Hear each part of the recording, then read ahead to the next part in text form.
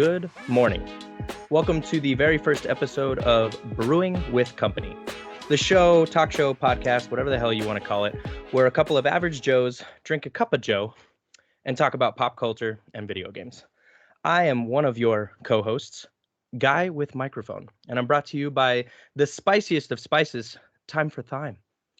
How you doing, bro? I love it. I'm doing fantastic. It's nice to hear from you, man. Dude. Today I'm drinking out of my Batman cup, and I'm ready to give my opinion. What about you? What coffee are you drinking, bro? So it's like this. It's like one of those K-pop things. It's like the Twix one. I don't know. It's not bad, but it's not great either. So I'm gonna tell you right now. I'm about to get you on right now. The coffee of my life right now. And if we continue doing the show, I'm down to try any coffees, whatever. Like if that's a thing we want to do, then let's do it. 100%. But Bones Coffee. Bones, Bones Coffee. Bro. First of all, these dudes know how to market like a son of a gun. The bags are like, speaking of pop culture, Jesus, yeah. Bro, they have like a Spider-Man bag. It's the flavor's called Web Slinger, and then they have a bunch of Indiana Jones bags too. Oh, I'm already sold. Hey, by the way, that's how you got me, bro. By the way, ladies and gentlemen, we are not sponsored. We just love coffee. Well, and that's to bring that into this circle that's the entire point of this.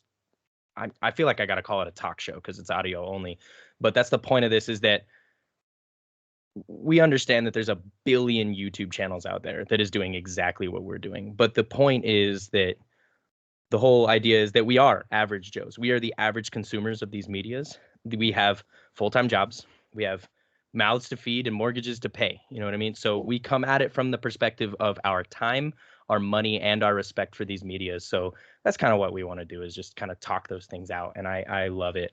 And drink Bones Coffee because it's freaking good. It's so good, dude. Try it, dude. Well, and the sample pack, by the way, I'm going to dive way too deep into this. The sample pack is like $30, and that sounds steep. And online, these sample packs look really small, but then they come to your door, dude. Each of these sample packs of these flavors are quite large. I get like 5 cups per bag. So we did 2 big bags, and then we did the sample pack on the side. It cost me like $45. And I don't think I'm going to buy coffee again for like another month, and that was like a month ago now. So you get bang for your buck, and it tastes really good. So if even one person is listening, buy freaking Bones Coffee and try it because it's damn good. So to move on to our point, and I think I'm going to let you run with this because you are far more passionate about the original show than I am. I do like the original show, but I'm going to curse you for making me watch the live action rendition of Avatar: The Last Airbender. I only watched the first episode for this talk show, for the podcast. Oh, and I'm already conflicted. Yeah, I wish you had gotten to the second episode because that's when I really, I had to stop for a couple of days before I could finish. I could get going because I was just so irked. But yes, so I'll just go ahead and say. Now, granted, I will say this: Netflix's Avatar: The Last Airbender is the best live-action adaptation of an animated series that I have yet seen. I haven't yet seen the One Piece one, so I can't say that one. I can't bring that one in just yet. But like I said, it's the best one yet that I've seen. However, that's not a very high bar to cross. To get nor higher. Does it make it acceptable. Exactly. Necessarily. I'm not saying it's not acceptable, but I'm just saying that threshold doesn't necessarily make it acceptable to be like, we can just keep doing this and keep making these things. Which I love the word you said, necessary. It wasn't necessary. You didn't have to do it. You didn't have to do it. And because you did, now I'm trying to, excuse me, sorry about that. I'm trying to think about where I want to start with this because I don't want to just shit on it because I loved the original.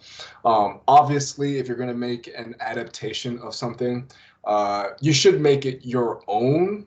But at the same time, especially when the original is already so good, you need to do it in a way that doesn't ruin what came before, if that makes sense. You know what that?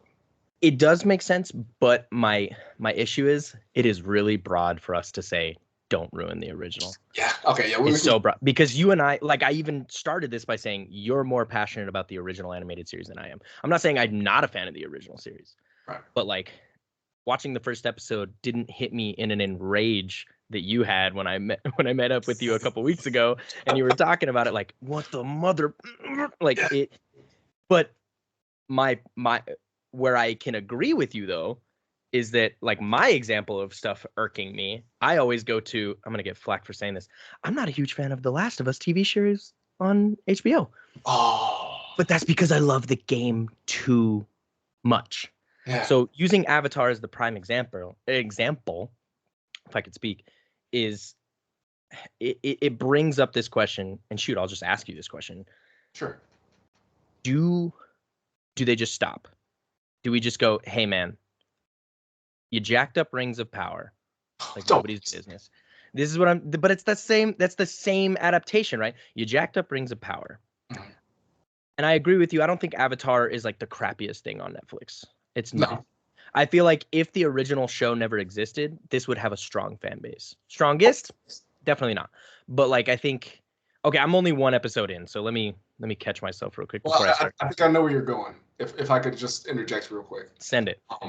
Yes, if the original show didn't exist, because the story, they're still telling the same overall story. It's just the way that they're going about it is, in my opinion, weaker. And also, now, if you harken back on the marketing of this live action show, they were telling us, they were like, oh, we're gonna try and reach, since the original show was like basically geared towards children, we're gonna try and do it a little darker and more, have it a bit more mature. But speaking as someone who has seen the live action, they, in my opinion, did not do that. they brought everything down to such an easy to digest dialogue, and I wouldn't even say that. It was extremely clunky and extremely what's the word where they say so much. I'm sorry, I don't know why I'm blanking on this right now. I think I know what you mean. Like, I don't know if there's a specific word for it. For me, like clunky one is although a simple adjective, a great one, because it felt, when they try to do live action things that are similar to like anime, it is so hard for actual human facial expressions and vocals to make it look other than weird as hell. And like Katara, Little Battle Angel comes to mind, dude, on that one. Exactly. Like watching the show, the original animated series, and I hate that we have to like Netflix animated series, but the original animated series, I look at Aang, and Shyamalan, it's Aang, not Ung. I look at Aang and I see this 12-year-old kid who has a genuine smile and expression on his face. Yes. And he hops around and jumps around like a kid. And the new actor, who I want to give credit, by the way, I don't think the issue is these new actors in this as much as it is they're trying to emulate a cartoon while also being serious. Yeah. You just can't. I've never seen it done. I won't say you can't, but I'm just saying I've never seen it done right. And I say this as someone who doesn't have any experience in creating a TV show, but hey, I'm also a consumer, so I can talk about it. Dang it!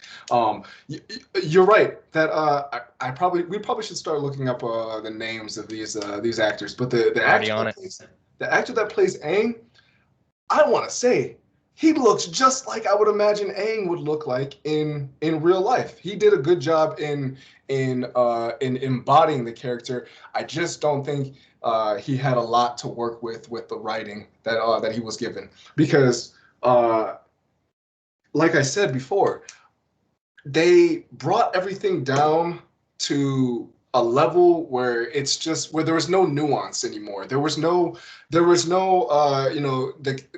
audience doesn't have to sit back and think like, now why did this character do this, or what is this character thinking, or they're not reading the facial expressions. They're not reading into the scene, because the scene, or not necessarily the scene, but the writing is just telling you. Sorry, excuse me, my I just got a text. They're just telling you exactly what they're thinking every minute. Like in the very first episode, right? Aang turns and starts talking to Appa in. By the way, spoiler alerts for anyone who hasn't watched this show yet. It's already been definitely good catch. 2.5 weeks. But in the very first episode, he turns to Appa and starts talking about like how he's afraid of his power and he doesn't want to be the Avatar. And this is what he says. He says, "I'm a kid. I just love to play on my air scooter and I like to, hang out with my friends." Well, okay, you can say that, but I would rather you show me that. That's what they did in the movie, in the animated series. They actually showed you Aang playing on the air scooter with his friends and being a kid. But yeah, in the live action show, and that's not just the first episode. It's throughout the entire series, the entire first season, and they just want to tell you everything.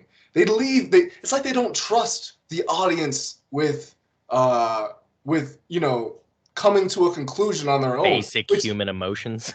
Right, which in my opinion makes it seem like you say you want to give this to a more mature audience, but you're treating us like kids, even though the kids show treated us with a little bit more respect and made us think a little bit more. You're not giving us a chance to think. Yeah. They made us think as kids too. Like Yes. That's the hard part. And this is where it becomes really hard, because you cannot tell me, of course, everybody that markets a show is going to market it as, this is for new audiences, right? Right. But let's be real. They made the Avatar show for the kids of our generation that grew up and watched the original animated series. So I don't know why you wouldn't take the expressions of the original series and just trust that your audience has not only gotten older but matured in their media watching, or their story engulfing, if that's even the way I want to put it. It's like your audience is now older, they have matured. Why are you not entrusting the fact? Because that first thing in the first episode that you're talking about, where he's like, "I'm afraid of my power, I don't want to do this," it's like, dude, you're doing the Aloy from Horizon Zero Dawn thing, where it's just like, "Look, a ledge, I think I should jump on it," as if anybody freaking talks that way in any way, shape, or form. I don't go to my fridge and I go, hungry, fridge is right there, better open it. Like, I don't do that crap. And I hate it in video games, but I especially hate it in TV shows, because it's supposed to be a live rendition of what these humans would be. And I'm not saying realistic. Obviously, using the word realistic in fantasy pop culture is kind of foolish. But entrust that your audience, I love the slurp noises. Remind everybody that we're drinking coffee. Let your audience figure out exactly that, dude. And the problem is, I think what pissed me off about the show is the first, I'd say, what is it, like 10 minutes? Yes. Where they're in where they show the prequel that wasn't shown in the animated series before Aang was frozen. The leading into it, I was like, I don't know what he's talking about, bro. This show's pretty freaking great. Because I will say, presentation-wise, the bending looks cool. Oh, yeah. We should probably talk a little bit, because I did like the visuals. I'm not gonna lie. The visuals were a step above the previous live action attempt. We don't need to talk about Shyamalan, dude. All right, that's the only time I'm gonna mention that. Besides that atrocious earthbending display from that movie. Jesus. Oh my goodness! Like, and you have the earthbenders prison on land. What? I can't even. Okay. There's a reason book 2 and 3 weren't made into Yeah, movies, bro. right. Anyway, but no, for the Netflix show, I will say that they did a really good job with the bending and whatnot. But so I know we talked a little bit earlier. I prefer not to have seen the genocide. That's me. That's my personal opinion. Because in the show, you don't even see the dead bodies or like the skeletons or anything until like the third episode. Before that, it's been like sorry, yeah, the third episode. Before that, it's been sure, Aang got captured by the firebenders, but he escaped very, very quickly and some of that. But they've been penguin sledding and they've been kind of like, happy, and they played like that one game that Aang was playing with Sokka and stuff like that. And he's been like he's been in denial this whole time. It's like, just because no one's seen an airbender doesn't mean that they're not there and stuff like that. And then he goes there and then he opens that tent and he sees the skeleton of Monk Yasuo amongst all those other Fire Nation soldiers. And that's when the season one kind of takes a little bit of a turn, a little bit of a darker turn, because he's like, oh my God. Like, and the implication of what happened in that scene, or in that tent, I would rather have not seen that, because it seems to me that Monk Gyatso just took the air out of everybody. He killed himself and everybody in that thing. And if No pun intended. that's terrifying, and I would rather keep that in my memory. And if I could jump out a little bit from Avatar, because I believe less is more in some situations.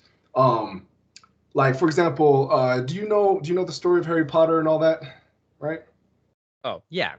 Okay. I was born in the 90s, so yes. Okay, right. Good.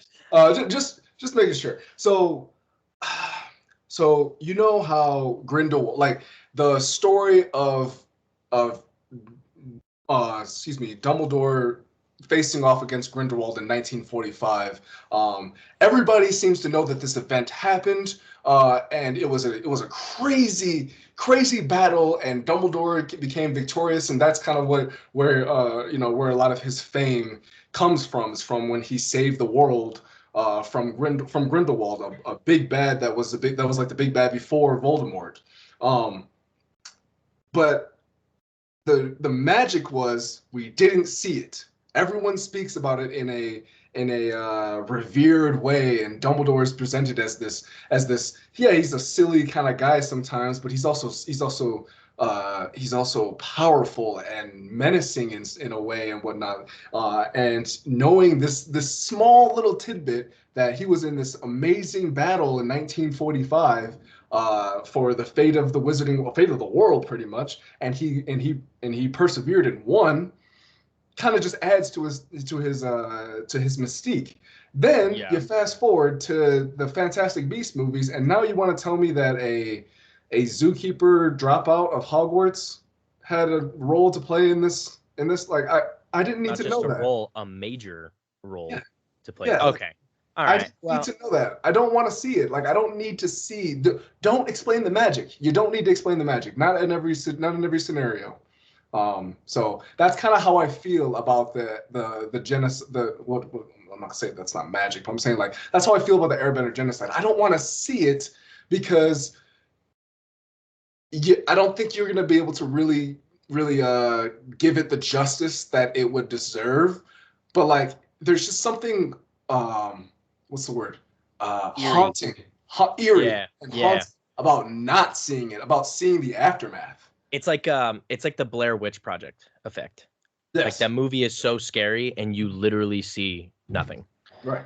The nothing that happens, the fear of unknown, is what makes it scary. So I guess I can agree. I agree with that concept 100%. But I don't know why, man. I think it has to do with your level of passion towards whatever it is. Because the minute you brought up Harry Potter, my brain was like, I lost this argument. Because I 100% agree with you. I was like, F this Grindelwald crap. Right. It was much better when I didn't know. Now I cannot get Johnny Depp's stinking face out of my brain with his, Santa Claus 3 frost tips as Yeah. Grindelwald, and now I can't get that out of my head. Fantastic actor, by the way, but like we That's don't not the need to point. see it. Exactly. So I will stick with, because I'm not going to take away the fact that I enjoyed the opening. I can't, Sure. because I enjoyed the opening of Avatar. I actually liked seeing the genocide and stuff like that. To me, I think the only reason it did give more emotion when Aang stumbles upon it in the live action rendition, which, by the way, I think the word that we are missing here is pacing. Every Yes. time they do live action renditions of things, the pacing Mm-hmm. gets so short and to the point, and I think that's why we're getting this whole acting of, excuse me, I think that's why we're getting the acting of, I don't like my power. I don't Yeah. want, like, just short, quick little explanations for shit that we could watch and Yeah. enjoy, but because they have to condense it in the time. Dude, do you even know? We should Google what was the budget on this show? Because I the don't know the CGI budget. budget alone, It was my expensive. It was definitely expensive, God. but I have a thing to say because I did look this up though. The runtime of this show, this Netflix show, was almost identical to the runtime of season 1 of the original series. So they could have done the better pacing, but because they wanted to add some stuff that we're gonna talk about later and change some things. Is it Uh, really longer? yeah, no, it's like I think the animated series is like 30 minutes longer than the show. But It's a also couple of also credits. also think about that. The credits of the animated show is like 15 seconds. The credits of the Netflix show is like 6 minutes. That's a good So point. it's probably about the same. But that's what bugs me, dude, is like you want to go back and have all this continuity and bringing it back for us. But and the budget, the Netflix allocated budget was $120 million. Oh Lord. Wait, hold on. $120 million for nearly 8 hours of story. If any story deserves a huge swing for the fences kind of community, it's Avatar: The Last Airbender. Dude, 120 million in film, and then go ahead and spoil this for me. Is this one season? Yes. So okay, so there's gonna be a season 2. They actually announced I think 2 days ago, a day ago or so. Season 2 and season 3 have both been greenlit So by you Netflix. have the time Yeah. to pace Hmm. the show. You have the time to pace the show. Almost, look, I understand, because the argument that people always give for people like you and me that find passion in this kind of storytelling, especially when you're recreating something. One, you have to recognize you're recreating something from my childhood. That's why it becomes weirdly personal. I understand it's weird. I'm not saying it's not, but that's why. Is because it's from my childhood. You're taking away something. Childhood has innocence all over it. You can't ruin it. So it's like, why do you guys keep recreating crap? It's the Disney effect, dude. Of let's Oh, just make a live action rendition of everything. Dude, the live action Lion King, I'll just oh, watch National Geographic. I yeah. can't, it takes It's away the emotion that the cartoon characters had when we were kids. right. It Yeah. completely No. takes it away. When Simba, you know, kind of goes and talks and like tries to get his dad to come to get up and stuff like that. Like you don't really see his sadness in the live action movie. You definitely see it in the cartoon because he's very expressive. You can't really relate to an animal like as well. I won't say that. Like you can't really relate in the way that we do in storytelling to an animal that isn't what's the word, anamorphized. I'll have to look that word up. I don't know. I Listen, like that listen, word. ladies and Even if gentlemen. it's the wrong word, we could use it. listen, I ladies like and gentlemen. anamorphized. Listen, ladies and gentlemen, we are just two random guys. I'm not a scholar, so I'm probably gonna get some words wrong. If you guys know the word I'm looking for, please tell us in the comments. Um, but like I'm saying, like, yeah. Oh man, yeah. Don't get me started on. It's different though, because I think one, we cannot take away the incredible and this is voice acting in 1994, Yeah. 95. Jonathan Taylor Thomas makes you cry when Yeah. he's losing his mind over his dead father as Mufasa. National Geographic, which is what I'm gonna refer to as the Lion King live action rendition, when Mufasa dies, dude, it really had no weight. And what sucks is like when I was in the theater, I remember getting like nervous for that part, and I'm a grown man at this point, and I'm like, Mufasa's about to die. I don't know how I'm gonna feel about this. And then when he died, I was like, oh, that's kind of weak as hell. Oh, Like, dang. it's because That it doesn't have emotion, dude. It just looks like a cat pawing another cat. And yeah. I'm like, with a little voice behind it, that I'm like, it looks like a dub, is what it looks like. The It, entire movie feels like a dubbed rendition of The Lion King. But that's the point. It brings up the question, should they stop making these beloved medias that we had as kids into live action renditions? I'm going to say this with as much grace as I possibly can. Stop. Just stop. Now, I will say that I do believe remakes do have a place. Remakes have a place when something in the past wasn't done properly, was like done very poorly. Usually like horror, like in the 50s and 60s. It's like, yeah, maybe we can remake this in 2022, in 2024, and make this actually scary.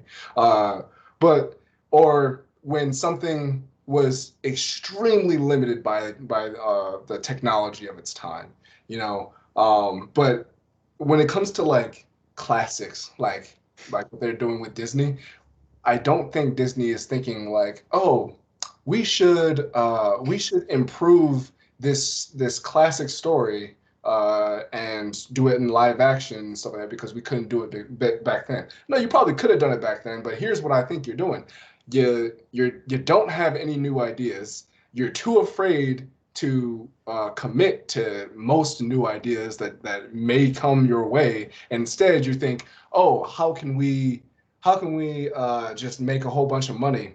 You know what's really great? Let's do some nostalgia. Let's pull on some nostalgia keys or strings and whatnot. What do people love? They love Little Mermaid. Let's go ahead and put Little Mermaid in live action, or Mulan, or any of these other classics.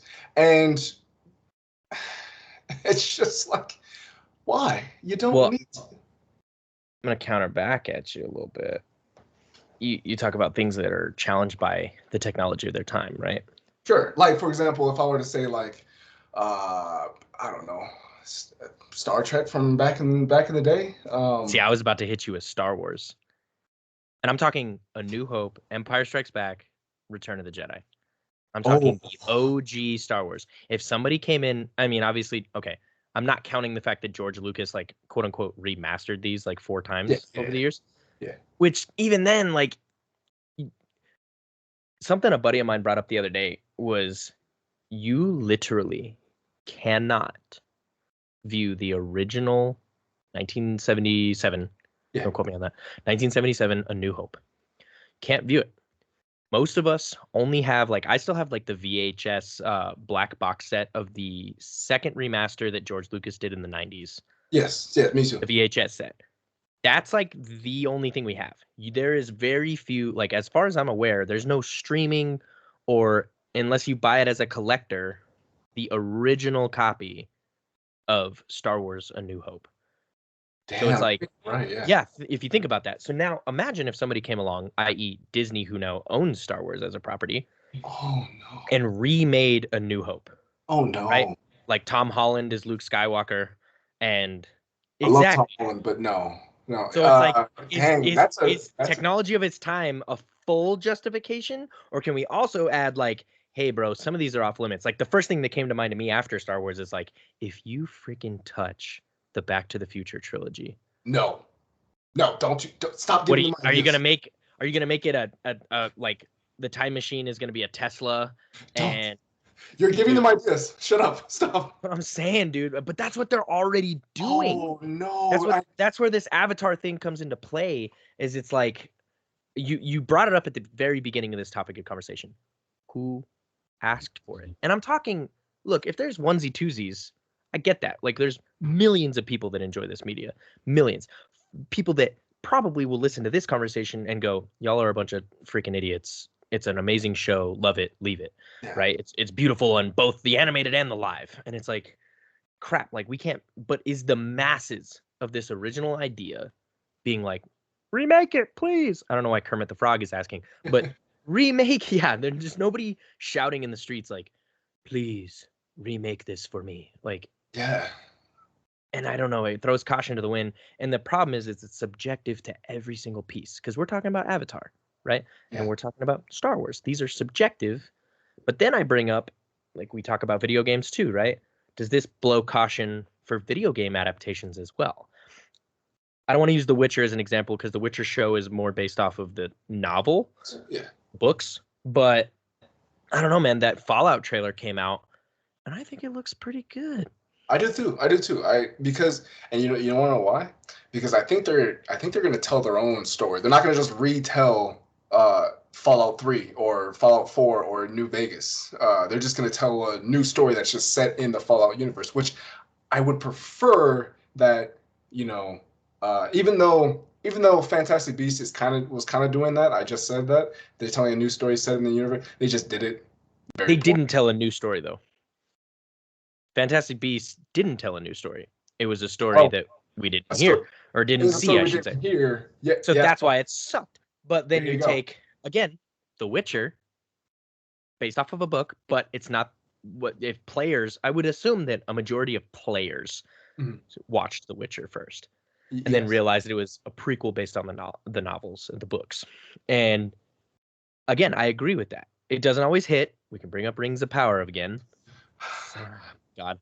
But Jesus, dude, it just breaks my heart. And this is why it's like a tiptoe conversation So do of you do like it at all? you do it all. She- Exactly. it's very, I hate- it's very, Go ahead. oh yeah, sorry. It's a very thin line uh, between completely, no, like I, s- like, actually we didn't say this yet, but should there be a frame for frame remake of a live action of an animated series, for example? I don't think so. However, you can't deviate too far from the source material if you want to tell the exact same story, which I assume things like Avatar: The Last Airbender is trying to do, but they deviate a lot, and they're changing a lot of stuff, and that's just, and then at that point it's kind of like the ship of what is it, the ship of Theseus. Is it the same kind of like you keep taking things away, like, so in my opinion, for the most part, you probably shouldn't do a remake. You should just let some, man. The whole Star Wars thing kind of threw me a little bit because you're right. You're right. Like it If they was touch that, severely I'd be limited. pissed. Yeah, it's severely limited by its time, but at the same time, when are you ever gonna find the same quality of actors to bring in that passion? Like, you're not gonna find someone to embody a young Han Solo again. I'm sorry, you're really not. Or Luke Skywalker than Mark Hamill was, and obviously Mark Hamill's, in his 50s, 60s. I'm not sure. Dude, he might So even be in his like late 60s. I'm not yeah. sure. So you know, yeah, maybe there are some classics, some classic masterpieces that you probably just shouldn't touch. I love a lot of 80s movies, bro. Yeah. That's why I brought up Back to the Future, is because like I love the 80s movies. I was really in even the weird super pop culture ones that like of that time, your 16 Candles, your Weird Science, like Yeah. love those kind of movies. I Ferris don't want Bueller. those Yeah. movies to come out again because like they keep doing this, dude. They did it with Bill and Ted too.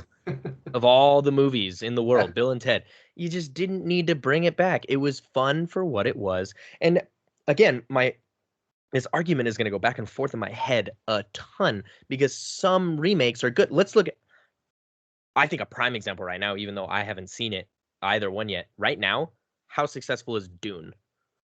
Oh, fantastic. Dune is a prime example I haven't of, seen the new one yet, but the first one's fantastic. I haven't even seen it, but dude, all the marketing and everything that people have talked about the first one and now the second one getting a lot of love too.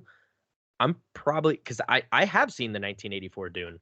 Yeah. It's all right. It's pretty good. It's not like in my top 25 80s movies, but it's pretty damn good. But Yeah. like, or another prime example to counter my argument of a movie that's fantastic, Mad Max. I love the original Mad Maxes. I Yeah. would have thought, don't ever recreate these.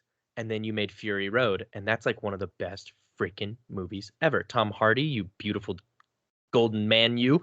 I know, right? It's great. So it's like I don't think there's a definitive answer to should they keep doing this or should they not keep doing this, or what's acceptable or what's not acceptable. So I think It becomes math at that point.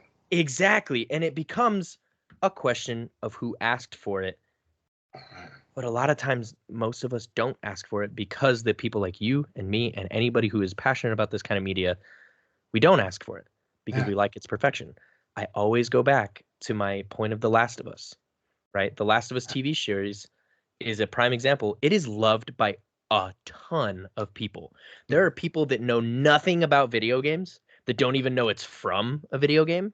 And they're like, this is one of the greatest stories ever written. And of course, my angry little fanboy is like, yeah, it was created 11 years ago and it's been a masterpiece ever since. And you just didn't know it. And what bothers me, though, is there's so many changes in the show that to little fanboy like me drive me insane.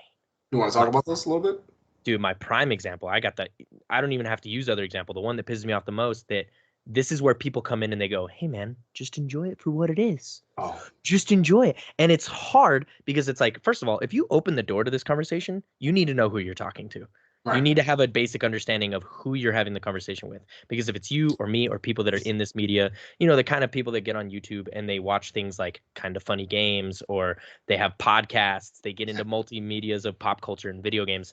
We have a passion for this storytelling for a reason, because there's an analytical side of our brain. We have like a yin yang side of our brain, right? Like the yin side is like, just play this game for fun. It's fun.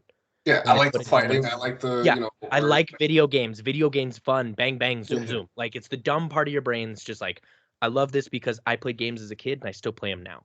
And then there's the analytical side of your brain, the yang side of your brain, that starts picking apart the story. And it starts, why do I like this? Exactly. So when I watched The Last of Us and people were like, why, dude? They're just minor changes. My first example is Neil Druckmann allowing them to change the spores to the weird tentacle crap coming out of their mouth. I didn't like that. I didn't like that part. I didn't like it because people came to me and were like, dude, it's such a small detail. And I'm like, let me get you right here. Because I'm like, no, in the game, the scene where they get caught by the Fedra in the rain and they find out, him and Tess, Joel and Tess, find out that Ellie is positive, that she has COVID, right? And they find out that she's positive. Right, yeah. Joel immediately goes to his 20-year survival mode that he's been in since the apocalypse started when his daughter died, and goes, this is bullshit. I don't believe this one bit. Like, Ellie's trying to prove, like, hey, this is a week and a half old or 2 weeks old or whatever she said. No, 3 weeks. She says, this is 3 weeks. And he's like, you could, again, facial expression over saying things like we were talking about. You see it in Joel's face of like, I don't freaking believe you one bit. The only reason I haven't put a bullet in your head right now is because Tess believes you. And then he moves on a little bit, right? And then when Tess gets bitten and she gets in Joel's face like, this is freaking real. You need to wake up. We need to do this, whether it's for selfish reasons or not. Just get her to the damn fireflies. She's like, this is a couple hours. That's 3 weeks. This is real, Joel. That's what she says. And then she sacrifices herself. A huge component to the story. They escape. They go down into the subway system full of spores, because in the game it's spores. Yeah. When they get out of that conflict, they kill all the Federal agents and they get out. Joel removes his gas masks and says, I'm not going to quote it directly because I can't verbatim, but like says something along the lines of, I just saw you inhale enough spores to kill 100 men. Right? I can't do a Joel impression very well, but like he says that is the moment that Joel is now convinced. He has now had visible proof that she is immune to this virus, and he's willing to now take Tess's dying word and take her to the fireflies. So if you think about it, that is not a minor detail. It's the entire premise of the freaking story laid into one 5-minute moment where you go, Joel didn't put a bullet in her head because he's like, holy crap, dude, she inhaled those spores. She should be turned right now. Right. But she's not. All right, I'm going to believe in this and I'm going to get it going. So I don't know. When people bring that kind of stuff to me, it drives me nuts. Right. And the spores too are just such a threat, such an it's just such a ominous but not like like not like coming after you threat. Sure, like you can have like the zombies or whatever you want to call them, the infected, running after you and all that stuff, which is terrifying. But then there's those moments in the game where you open a door and then you're like, oh shit, spores, and then immediately you put on the mask and everything like that too. So it's just like it's kind of like it gives a lived in type of world experience and whatnot. So yeah, taking stuff away like that is taking away from the story. And I'll add my little thing on that too. Like in the Avatar: The Last Airbender. Granted, Roku is shown later on, but he's shown in like such a weird way. It's so silly. But in the second episode of Avatar: The Last Airbender Netflix series, Aang goes to Kyoshi Island, and he finally gets in, well, not finally, excuse me, he actually like instantly gets in contact with Avatar Kyoshi, the Avatar before his predecessor. So by the way, she's an awesome character. She's a fan favorite. She's got books out. I definitely recommend reading those books if you ever get a chance to.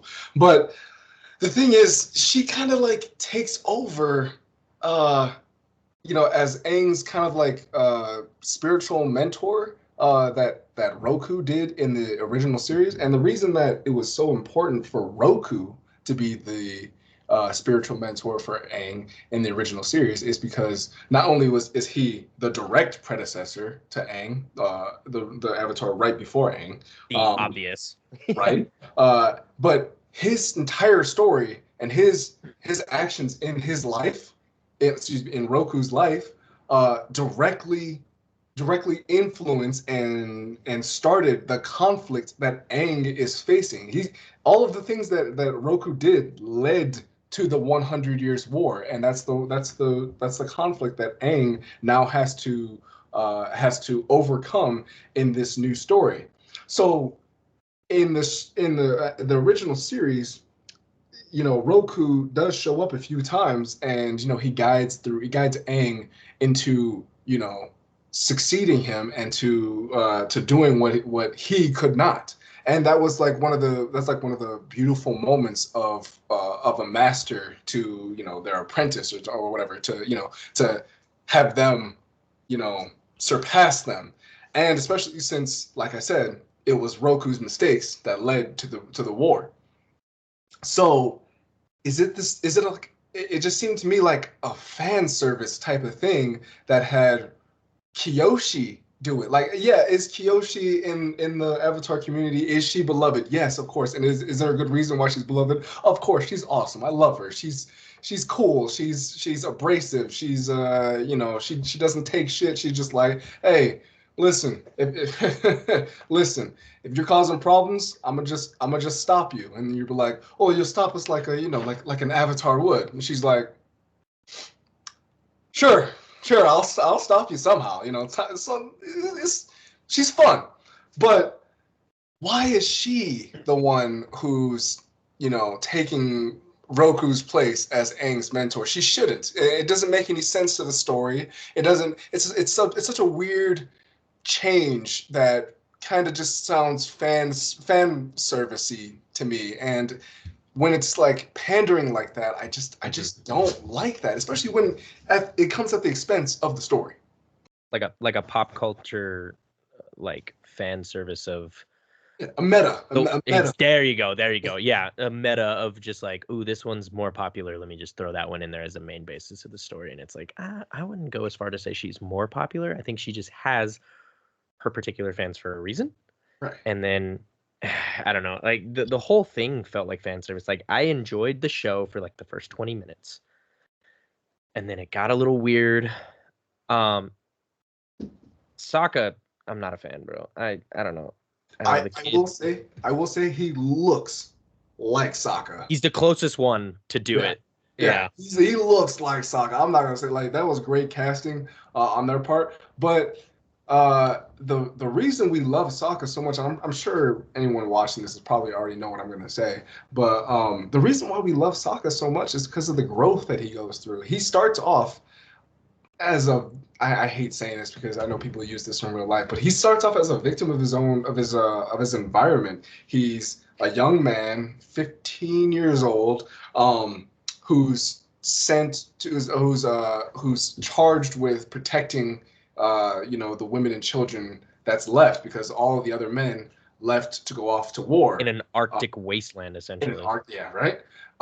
And so because of that, because he's been doing this for 3 to 4 years or something like that, he's kind of has these pretty let's just say not so PC views on what a warrior should be, what a man is, and the roles that women should play and whatnot. And you see that literally in the very first scene of the series is him kind of just like not necessarily like berating, but like just like viewing Katara, his sister, as not what's the word? I don't want to say not important because that's not how he does it, but just in a really let's just say a sexist way, and that's kind of what angers her, and that's what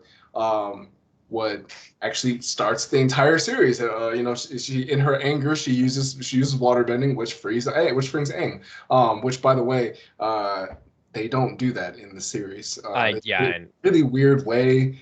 They don't really show that someone's emotions can have an outward effect with their bending. They don't show that. It's very weird.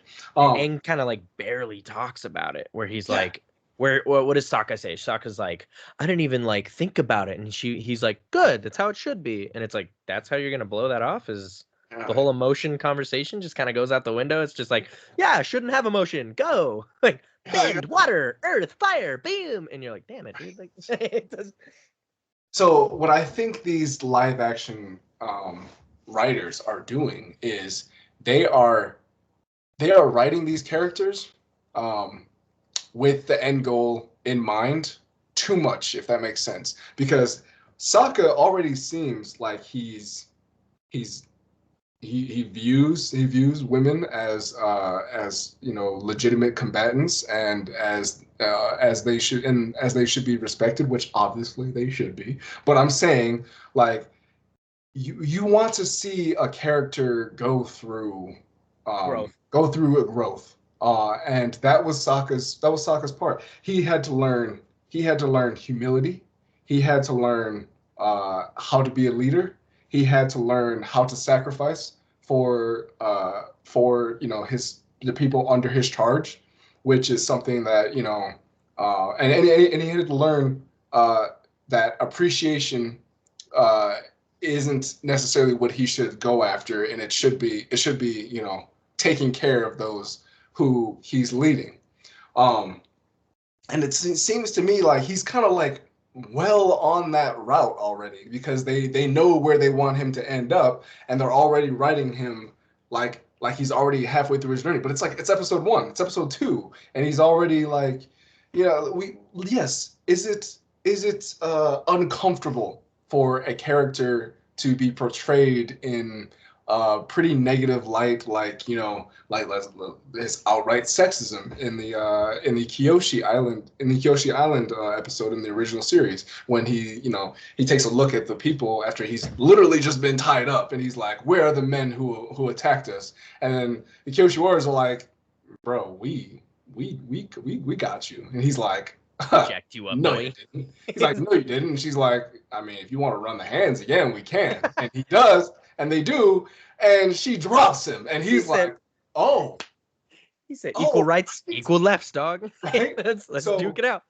So, that was such a good moment for him. Like, it's such a good moment for him to learn that he needs to start thinking differently, and he needs to start going through a journey. And that brings me to Katara. I know you haven't seen the rest of the episodes yet, but like, I'll already tell. I'll say that's not my Katara. Like, it's not. That's just not my Katara. Katara is a passionate woman who, young woman. She's a teenager, but like, she's a passionate young woman who works hard, yet is very confrontational. She's very nurturing, yet she really, is willing to like get in someone's face for stuff. She is willing to, she has her ideas of how to get Aang to his end goal, like which was to get to the North Pole. But she's also willing to take underhanded measures in order to achieve her goals too, such as she literally steals from pirates in the animated series. She steals that waterbending scroll. Great And part of that show too, dude. Such a good part of that show. such a good. She just yoinks that shit. You're like, oh god, hey, Katara. That part of the original series is such a perfect moment of like not insulting us when we were kids. Yeah. Of like still being fun, cartoonish, but it had this like we knew what the end goal was. We knew what she was there for. Like it was, man. And when you really think about it, she literally stole from these dangerous people that had a bunch of weapons and stuff like that, and yet she was like, "I need to Not learn giving a waterbending. damn. I want to learn waterbending. I want that scroll, and I don't care who. And if I have to fight in order to get it, That's what we're gonna do." Obviously, she tries to get away at first, but then she was like, when they ran up on her, she was like, "All right, fine, let's fight." So so that was kind of nice. But in this show, she is just bland and there, and and then she just also masters waterbending just like that. Like she takes a back seat. They show her a little bit middling at first, and then Aang has this weird conversation with her, like, "Hey, have you ever just basically?" I'm paraphrasing. He's like, "Hey, have you ever just tried to waterbend better?" And then she's like, "Oh my god, you know what? You know what? That's exactly what I'm gonna do." And you're like, this euphoric experience. My God, I never thought of that before. You're like, that's okay. I'm making a little bit of a joke, but that's kind of what happened. And then she has like a moment with Jet, and he helps her to pretty much kind of the same thing. He's like, you just ever thought about being better? And then all of a sudden she just gets the water whip, and you're like, have you ever thought about just doing it? Yeah, you're like, oh, okay. Oh my God, I never thought of that. Oh my Right, shit. and then she has this weird moment in the end in the original. So remember in the original series where Master Paku, the waterbender that teaches Aang and Sora, he refuses at first to teach Katara because she's a woman, and Katara is in the animated series. Katara is like, "Oh no, screw that. I'm gonna literally fight the patriarchy," and she fights this man. She loses, but she fights that man, and she fights him to almost a standstill. Like he's definitely impressed. You can see in his, and that's another thing. He doesn't tell her. He doesn't like, "Wow, you're actually really good." You literally see in his face. He's like, "Oh wow, she's actually really resourceful. She's actually like, is she as skilled as I am? Am I more powerful than her? Yes, obviously, I can see that. But wow, she really, has the mettle to be a waterbending warrior. Maybe I should reconsider some of my thoughts on my culture and whatnot. And that's a beautiful scene in the series, in the live action series. She gets all of the waterbending women healers together to like stand in like this big circle, uh, and she's like, "We're here to fight." And then Paku like looks over, and it's like, and that's kind of it. You're like, that was really it reminded me of that scene in Endgame when all the girls first somehow got in the same spot in the middle of the battle. In the middle of thousands of people. It's just like, "Oh, you're all here. Welcome to it. Let's kick some ass." Yeah, I know. You're like, I mean, fan service for the sake of fan service doesn't work. There's nothing wrong with that empowering moment. Yeah. It has to have a logical build to it. There is thousands of these freaking creatures, hundreds of these damn Avengers that have come over the last 11 years of films, and you're telling me all these people just show up. One of them shrinks down to the size of an ant, mind you. Yeah. And she somehow found her way in there. So it's, no, I hate the whole fan service for fan service thing. And I think to kind of drag this to this like it's a bad thing, to bring this to coming close to a close here is like, it's really hard to have this conversation because we're talking about we in each individual story is going to have to be nitpicked each individual time of whether this should happen or not, right? Like I think we could have all agreed that the Lord of the Rings didn't need to be touched. I think we can all agree that the idea that HBO is doing the Harry Potter television series is way too soon. Way too soon. I don't like. I'm not even retired yet. Like that's where, like, that's where I thought millennials would have their like, oh, Harry Potter's coming back. That's been many years. Like I don't. I'm in my 50s. Like, I remember Harry Potter in my day. Daniel Radcliffe was a wee little lad, and we would watch them on Christmas morning for some reason. And it's like that's how we would talk about it. Only came out didn't even come out 15 years ago. The last movie came in the last movie was 2011. Yeah. I know that's a long time ago, but it's not a long time ago. Right. You know what I mean? Like, for millennials, it's a long time ago. but for kids, like a kid who was born in 2011 is, he's got a phone right now. Like, so it's like, it's not that dang long ago. So I don't know. For real. I don't know. But to bring it full circle is it's like, I'm not going to say no. I'm not going to say don't make these things because clearly they have an audience. Because like we've sat here for damn near an hour talking about the things we don't like about the show, the little things we do like about the show, and how it kind of bums us out because it's like, oh, you're ruining our childhood. Our childhood's done. Which, oh God, for a brief moment of silence, dude, Akira Toriyama. All right, yeah. You want to talk about your childhood dying, man? All right. Literally 5 seconds. Yep. Absolute RIP, dude. I was a huge Dragon Ball Z fan growing up, but I think that's that's a best way to bring this to a close is like, we just want the things we loved as kids, because love as kids for these shows, these medias, whatever, your bicycle, for God's sakes, it's so much stronger, and that's why it sticks with you. Yeah. Those memories of those things stick with you into your adult life. And that's why it's hard to become new fans of new things, because we don't have that same brain. We've grown these analytical brains, and we've grown these, I have to nitpick the story, which is fun, by the way. I like doing conversations like this where we just pick it apart, and there's always that guy on the outside that's like, it's just a television show, guys. Like it's really not that bad. And we're like, shut up. We're going to talk about this. Can I ask you a question though about that?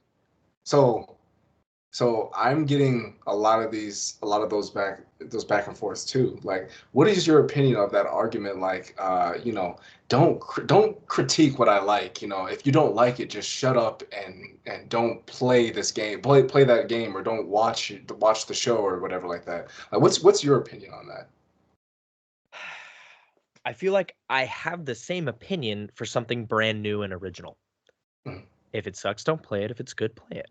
If it sucks, don't watch it. If it's good, watch it. My opinion drastically changes when we start having the exact topic we're having today, where it's like, no. You're not creating something new that I can just dislike or like. This isn't a new surface. This isn't something brand new.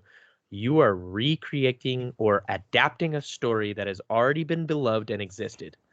And the changes you're making put a damper on the thing of the past. So again, I don't think the answer is as clear as yes, you should keep doing this, or no, you shouldn't keep doing this. I would say you need to tread with caution to the community that you're joining. Right. That's probably the best way to put it. Just respect the lore, but more importantly, respect the fan base. I'm going to do one last jab at Avatar. The simple way of looking at this is everybody got pissed at the intro because the intro is kind of half-assed. It still looks good. It looks good, but it's like you will always remember the original intro. And so when they did a different intro, I wasn't mad. I wasn't mad until Graham did the intro in the middle of the episode for no way too. It's no fucking reason other than to just fan service. And it was like, it's jingling keys. Yep. It's jingling the nostalgia keys at you. They wanted you to do the whole Leonardo. They wanted you to do that. Oh, right there. Yeah. It's like, but that's when it pissed me off, because your new intro didn't bother me. I didn't enjoy it, but I didn't hate it. Yeah. I now hate it because you did that random crap in the middle of your episode where Graham Gam came in and did the intro. I was like, why didn't you just do the original intro? If you're gonna do the intro, if you're gonna do it, then, and to be honest, I think doing an intro beat for beat, that's not that bad. That's not bad. No, that's not bad. That's bad enough. That's the type of fan service I would be like, do the whole Leonardo thing at, and I'd be fine with it because it's a quick thing and it's iconic. Like, for example, if they were to do,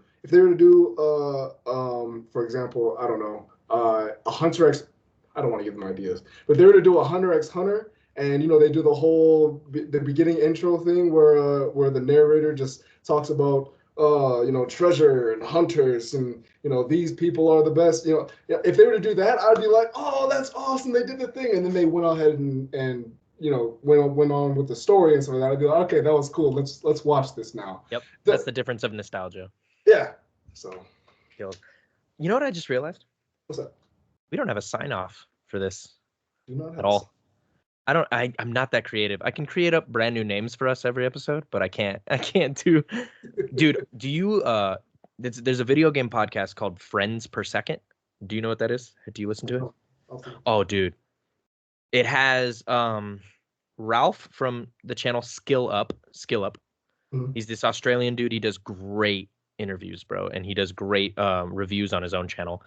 And then it has if you watch Game Rinks, it has Jake Baldino. Yeah. Who I absolutely adore, bro. That dude has the same video game brain as me, so I love listening to him talk. And it has Lucy James from GameSpot. And Jake Baldino has, like, in my opinion, the greatest sign-off of any form of entertainment. Well, I mean, that's exaggerating, of course, but it's pretty damn good. He literally ends the Friends Per Second podcast by saying, tie your shoes and go to bed. I love it, dude. And I don't think I will never get that cool. Nobody's that cool. That's the thing. Is like, everybody's like, it doesn't make sense. I'm like, yeah, I know it doesn't make sense, but it gets the people going. It's provocative. Like, tie your shoes and go to bed. And he's like a New Yorker too, so he has that tiny little New York. Tie your shoes and go to bed. Like, oh man. So I don't know, if you got a sign off, send it, bro. I will think of something, but for now, I'll just. I got one. Since I'm drinking out of a Batman cup, I'll just let you guys know that if you guys come and remake my stuff, I'll be vengeance. If you listened, 1, 2, 1,000 of you, whatever. Thanks for listening. Thanks for listening.